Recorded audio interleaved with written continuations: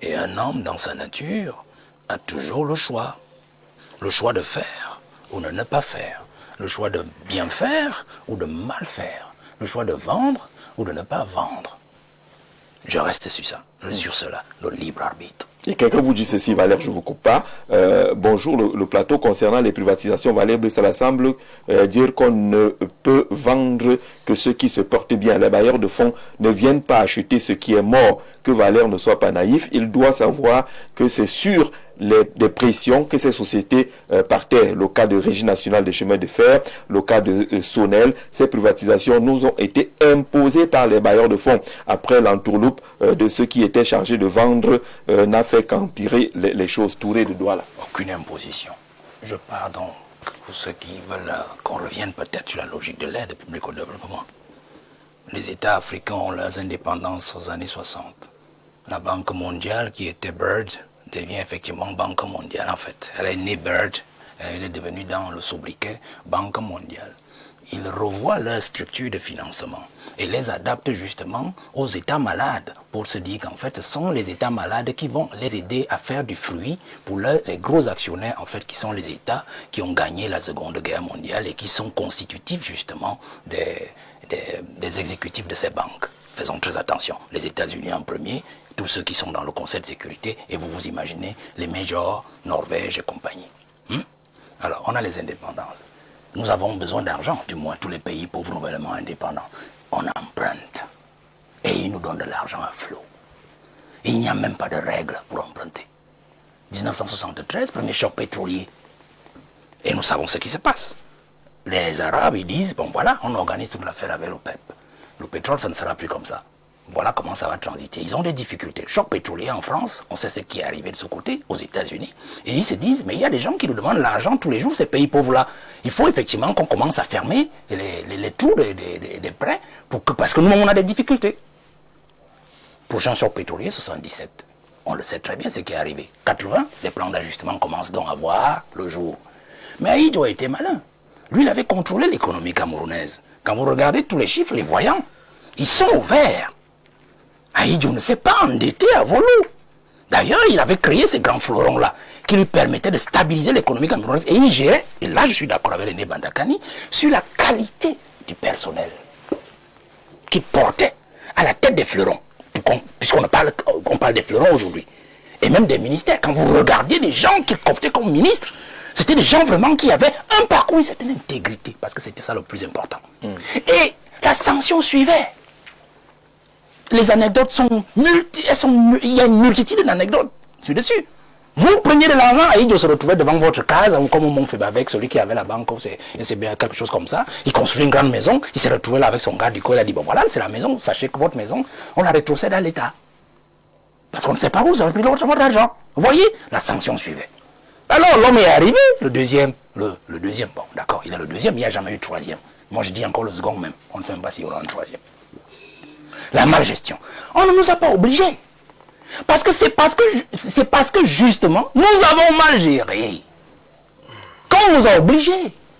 Si un enfant, il fait une gaffe devant vous, mais la meilleure façon, c'est vous serez obligé de lui mettre le grappin dessus parce qu'il sent qu'il a péché et il doit payer la dette de son indiscipline. Vous comprenez? Bon alors, disons ça comme ça. Les dragons d'Asie du Sud-Est, ils étaient dans notre même situation. Hein. Ils n'étaient pas plus riches que le Cameroun à l'époque. Corée du Sud, d'ailleurs, il y a même le professeur Henri Ngouatabi qui a sorti un état de développementiste. Il compare la Corée du Sud et le Cameroun. Même état, même situation de développement dans les années 60. Aujourd'hui, la Corée du Sud est au top et nous sommes au down. Vous comprenez ce que ça veut dire? Alors, vous pensez que cette même Corée du Sud n'empruntait pas? Cette même Corée du Sud là n'avait pas aussi des élites là-bas? Elle a appliqué les règles de discipline. Elle a appliqué des règles de sanction sur tout ce monde-là, sur son territoire, et elle s'est dit, voici le cap. Prenons seulement un simple cas. Les modèles de développement de la Corée du Sud, moi j'ai lu tout ça, il faut lire l'ouvrage. Moi j'ai comme l'impression que ceux qui m'ograient autour de moi là ne l'ont même pas lu. Si même ils l'ont lu, oui, mais je me pose la question pourquoi on réagir. Alors, il y a un souci. Il y a un véritable souci. Pourquoi la Corée du Sud nous a pris ce gap dans notre développement et nous a dépassé? Parce que les gens pensent que développer un pays, c'est une affaire d'argent. Comme je dis souvent aux jeunes que créez par exemple de la richesse, où vous en sortez dans la vie, ne mettez pas tout l'argent dedans. C'est d'abord l'idée. Ensuite, la discipline. S'il n'y a pas de discipline, ayez tout l'argent du monde, vous n'arriverez à rien. Soule l'a dit tout à l'heure. Et si les Bandakani, l'argent. D'accord, les plans d'ajustement structurel. On a emprunté. Qu'est-ce qu'on en a fait? Ils ont volé tout. Ils ont tout volé. D'accord. Non, permettez-moi. Oui, je poursuis, je vais sortir. Allez-y. Je vous prends un simple cas. Nous avons atteint le point d'achèvement IBPTE. 2006, c'était Swababa. Et on nous disait que tout l'argent que nous avons emprunté nous était remis, du moins notre dette. Nous devons la rembourser, nous mettre dans des comptes à la BEAC, CDD. Et la France nous les rétrocédait pour des projets particuliers. CDD santé, CDD urbain, CDD ceci. C'est sur la base de cela que l'actuel ministre des Finances, qui était encore ministre de l'économie à l'époque, avait conçu le DSCE.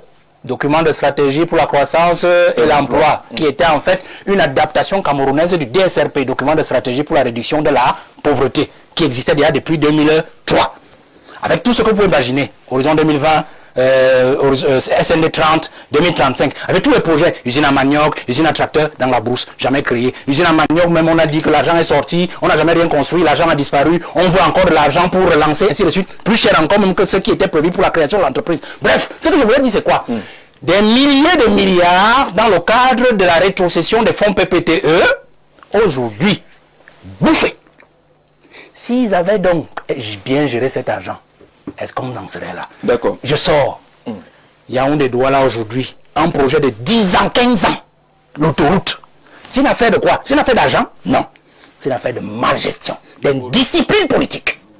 Et surtout, de manque de patriotisme, de manque de copinage, et même, je veux dire, de copinage, même de celui qui dirige le pays avec ces gens-là. Je sors donc en disant, définitivement, expliquez-moi, puisque vous parlez de Socadel, un type comme Antoine Tchimi, 60 combien? 11? 73 ans. On va le chercher chez lui, il est au village, à la retraite. Je ne sais même pas s'il a pris la retraite. On le ramène comme PCA pour venir diriger un mec, je ne connais pas son âge. Peut-être qu'il a une cinquantaine, je n'en sais rien. Vous pensez que même si M. Amanjoda avait vraiment des choses à faire, il va faire quoi avec un type comme Antoine Tchimi, qui va vous dire, je suis l'ami du président, je suis ceci, je suis cela, vous m'envoyez 100 millions, vous me donnez 200 millions, parce que c'est comme ça que ça fonctionne. Ces affaires-là. Donc nous avons un problème dans ce pays. Celui de la maîtrise et de l'utilisation de la ressource. C'est pas la ressource qui manque. Il y a des jeunes qui sont des excellents politiciens, polytechniciens, des ingénieurs, ainsi de suite. On avait encore besoin de prendre un cercueil blanchi pour le placer comme PCA dans une structure où on veut des résultats. On a compris.